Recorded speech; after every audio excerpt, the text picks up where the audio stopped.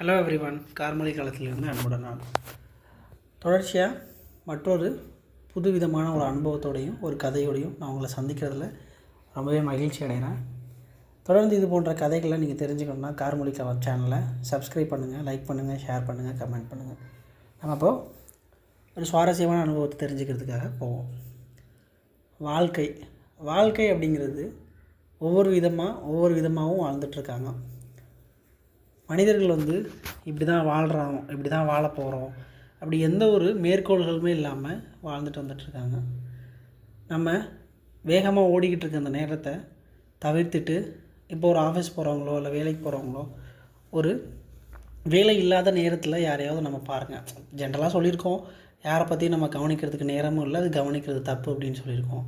அதெல்லாம் தாண்டி ஒவ்வொரு விதமான லைஃப் ஸ்டைலை நம்ம உற்று நோக்கி பார்த்தோம் அப்படின்னா, மனிதன் தன்னோட வாழ்க்கையை எப்படிலாம் வாழ்கிறான் அப்படின்னு சொல்லி நம்ம யோசித்து பார்த்தோம் அப்படின்னா, ஒவ்வொரு விதமாக வாழ்ந்துட்டுருக்கான்.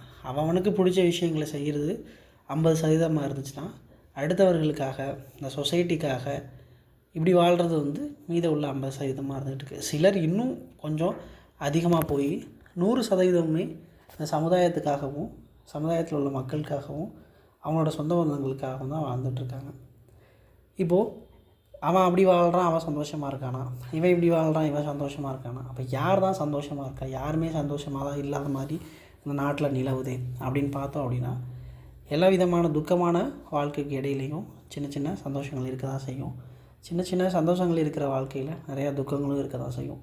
இதை சரியான அளவீடில் பகிர்ந்து நம்ம வாழ்க்கையை வாழ கற்றுக்கிட்டோம் அப்படின்னா, வாழ்க்கை சந்தோஷத்தை மட்டுமே நோக்கி போகும் அப்படி தான் சொல்கிறோம். சந்தோஷம், இப்போ வாழ்க்கையில் இதை பண்ணால் சந்தோஷம், அதை பண்ணால் சந்தோஷம் அப்படி சொல்கிறோம்ல.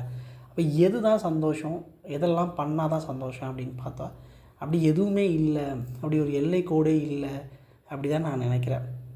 நம்ம பண்ணுற ஒவ்வொரு விஷயங்களில் ப்ளஸ் அண்ட் மைனஸ் இருக்க மாதிரி சந்தோஷம் துக்கம் இருந்துகிட்டே தான் இருக்கும். ஆனால் நமக்கு நடக்கிற சின்ன சந்தோஷத்தை நம்ம இல்லாத மாதிரியும், நடக்கிற சின்ன துக்கத்தை பெரிய துக்கமாகவும் நம்ம கருதுகிறோம். நம்ம வாழ்க்கையில் நம்ம சந்தோஷமாக வாழணும் அப்படின்னா நம்ம அதை சார்ந்து தான் இருக்கணும். அதை சார்ந்துனா சின்னதாக ஒரு சந்தோஷம் நடந்தால் கூட அதை வெற்றியாக கொண்டாடணும். பெருசாக துக்கம் நடந்தால் கூட அது நடக்காத மாதிரி நம்ம கருதிக்கணும். அப்படி நம்ம பண்ணால் மட்டுமே தான் நம்ம வாழ்க்கையில் சந்தோஷமான வாழ்க்கையில் நம்ம வாழ்ந்திருக்கோம், இனி வரும் காலத்துலேயே நம்ம வாழ போகிறோம் அப்படிங்கிறத நம்ம உணர முடியும். அப்போ நம்மளால் 100% சந்தோஷமாக தான் வாழ முடியுமா, இல்லை வாழ்ந்துட்டுருக்கோமா அப்படின்னு கேட்டால் இல்லைன்னு தான் அர்த்தம். அப்படி வாழவும் வேண்டியதில்லைன்னு தான் நான் நினைக்கிறேன். ஏன் அப்படி நினைக்கிறேன்னா, சந்தோஷமாக மட்டுமே வாழ்ந்துட்டு இருந்தோம் அப்படின்னா துக்கத்தோட பக்கம் நமக்கு தெரியாது. அதோட பகுதி நம்மளை ஒருபோதுமே தாக்குதலை ஏற்படுத்தவே இருக்காது.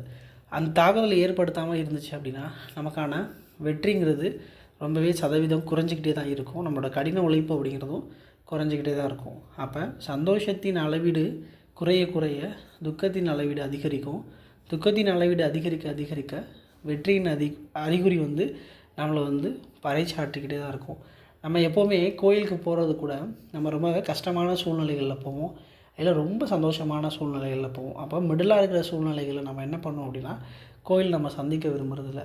ரொம்ப சந்தோஷமாக இருக்கவன் கடவுளை எனக்கு நீ இதை பண்ணிட்டேன், அதை பண்ணிட்டேன் அப்படின்னு சொல்லி கடவுளுக்கான லஞ்சத்தை கொடுக்கறதுக்காக கோயில் உண்டியல்களில் காசை போடுறது, இல்லை நகைகள் அனுபவிக்கிறது, இப்படி பலப்பட்ட விஷயங்களை நம்ம செய்வோம். இல்லை ரொம்ப துக்கத்தில் இருந்தாலும் நான் உனக்கு இதெல்லாம் செய்கிறேன், நீ எனக்கு சந்தோஷத்தை மட்டும் கொடு அப்படின்னு சொல்லி வேண்டுதலாக தான் வைக்கிறோம். கடவுள் அப்படி இருக்கா இல்லையா நம்ம அந்த டாபிக்குள்ளே போகல. அது இருந்தாலும் இல்லைனாலும் அந்த தன்னம்பிக்கையும் அந்த முயற்சியையும் கடவுளுக்கு நம்ம செய்ய போகிறோம் அப்படிங்கிற முயற்சியை தாண்டி நம்ம லைஃப்பில் என்னெல்லாம் செஞ்சோம் அப்படின்னா நம்ம கடவுளை ஒரு தடவை கூட நம்ம லைஃப்பில் சந்திக்காமல் வாழ்க்கையில் முன்னேற முடியும் அப்படிங்கிறத பற்றி நம்ம யோசிச்சுட்டே இருக்கணும். அதுக்கான முயற்சியில் நம்ம ஈடுபட்டுகிட்டே இருக்கணும். நிறையாவே வாழ்க்கையில் கஷ்டங்கள் வரதான் செய்யும். என்னோடய வாழ்க்கையிலையுமே நிறையா கஷ்டங்கள் வந்திருக்கு, வரதான் போகுது, இனிமேயும் அது வந்துகிட்டே தான் இருக்கும். இதுக்கு முன்னாடியும் அது இருந்துச்சு. அப்படி இருந்தாலும் அந்த கஷ்டங்களை நம்ம எதிர்கொண்டு தானே ஆகணும். எனக்கு கஷ்டம் இருக்குது அப்படிங்கிறதுக்காக நம்ம லைஃப்பில் சந்தோஷமே வராதா அப்படின்னு சொல்லி யோசிக்கவும் கூடாது. சந்தோஷம் வந்துருச்சு அப்படிங்கிறதுக்காக இனி வரும் காலங்கள்லாம் சந்தோஷமாக இருக்குமா அப்படிங்கிறதும் இருக்கவே கூடாது.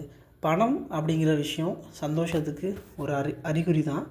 அதை முழுக்க நம்ம அந்த அறிகுறிக்கு நோய் தொற்றாக நம்ம மாறாத அளவுக்கு நம்ம பணம் சம்பாதிக்க வேணும். பணத்தின் அறிகுறிகளை நம்ம தெரிஞ்சுக்கணும், பணத்தின் அளவீடுகளை நம்ம தெரிஞ்சுக்கணும், அதை செலவழிக்கிற அளவீடையும் தெரிஞ்சுக்கணும். நம்ம ஒரு நாளைக்கு 10,000 சம்பாதிச்சு அதை 9,000 செலவு பண்ணிவிட்டு 1,000 சேவ் பண்ணுறதும் ஒரு விதமான வேலை தான். அதே 2,000 சம்பாதிச்சுட்டு 1,000 செலவு பண்ணிவிட்டு 1,000 சேவ் பண்ணுறதும் ஒரு விதமான அளவீடு தான். அப்போ நம்ம பணம் சம்பாதிக்கிறத தாண்டி நம்ம எப்படி அதை செலவிடுறோம் அப்படிங்கிறத பேஸ் பண்ணி தான் அந்த பணம் நமக்கு சேர்கிற விஷயமும் இருக்குது. அப்போ ஒவ்வொரு விஷயங்களையும் நம்ம வந்து பகுத்தறிஞ்சு நம்ம புத்திசாலித்தனமாக செயல்பட்டோம் அப்படின்னா சந்தோஷம் வந்து நாளுக்கு நாள் விழுக்காடாகும். எப்படி ஒரு யூடியூப் ஆரம்பிக்கிறோம், ஒரு வீடியோ போடுறோம், கிராஜுவலாக அந்த வீடியோட வியூஸ் வந்து இன்க்ரீஸ் ஆகுதுல்ல, அதே மாதிரி தான் சந்தோஷத்தோட வியூஸும் இன்க்ரீஸ் ஆகிக்கிட்டே இருக்கும். சந்தோஷத்தோட வியூஸ் வந்து எப்படி இன்க்ரீஸ் ஆகும் அப்படின்னா, நம்ம நாளுக்கு நாள் அதாவது லைஃப்பில் வந்து கடவுள் படைக்கும் பொழுது நமக்கு 100% துக்கத்தை தான் கொடுப்பாரு. அது 100% நம்மளோட வெற்றி என்னவாக இருக்கணும், நம்மளோட இலக்கு என்னவாக இருக்கணும்னா, ஒவ்வொருத்தவங்க சொல்லுவோம்ல நம்மளோட இலக்கு அது, நம்மளோட இலக்கு இது அப்படின்னு சொல்கிறோம்ல. நம்மளோட இலக்கு என்னவாக இருக்கணும் அப்படின்னா, அந்த 100% துக்கத்தை கொஞ்சம் கொஞ்சமாக குறைச்சிட்டு வரணும். முதல் ஆண்டில் வந்து 99 ஆக்கணும், அடுத்த ஆண்டில் 98 ஆக்கணும், ஒரு 10 ஆண்டு போயிடுச்சுன்னா 90 ஆக்கணும். நம்மளோட சாகர தருவாயில் போகும் பொழுது அது 0வான ஒரு கிராஜுவல் பாயிண்ட்டுக்குள்ளே கொண்டு வந்துட்டோம், அது 0 விழுக்காடு அப்படிங்கிற மாதிரி நம்ம கொஞ்சம் கொண்டு வந்துட்டோம் அப்படின்னா அதுதான் வெற்றியோட இலக்காக நான் கருதுகிறேன். அப்படி தான் ஒவ்வொரு மனுஷங்களும் தன்னோட வாழ்க்கையில் துக்கங்கிற மிகப்பெரிய பகுதியை குறைச்சிக்கிட்டே சந்தோஷமாக முழுமைப்படுத்தி அந்த கிராஃபை 100% வந்து சந்தோஷமான கிராஃபை மாற்றிட்டு நம்ம இந்த நல்லுலகத்தை விட்டு மாய்ந்து போகிறது நல்ல விதமான வாழ்க்கை நம்ம வாழ்ந்ததுக்கான எடுத்துக்காட்டாக இருக்கும். மற்றபடி நம்மளால் இவ்வளோ தான் பணம் சம்பாதிக்க முடியும், இவ்வளோ தான் நம்ம சந்தோஷத்தை சம்பாதிக்க முடியும், இவ்வளோ பொன், இவ்வளோ நகை, இவ்வளோ நிலம், இதெல்லாம் வந்து நம்ம இவ்வளோ வாங்கினா தான் வாழ்க்கையோட வெற்றி அப்படின்னு நம்ம நினைக்கிறது முற்றிலுமே தப்பு. நம்ம சந்தோஷத்தோட அளவீடு மட்டும்தான் நாளுக்கு நாள் வந்து அதிகப்படுத்திகிட்டே போக முடியுமோ இல்லையே, மற்றபடி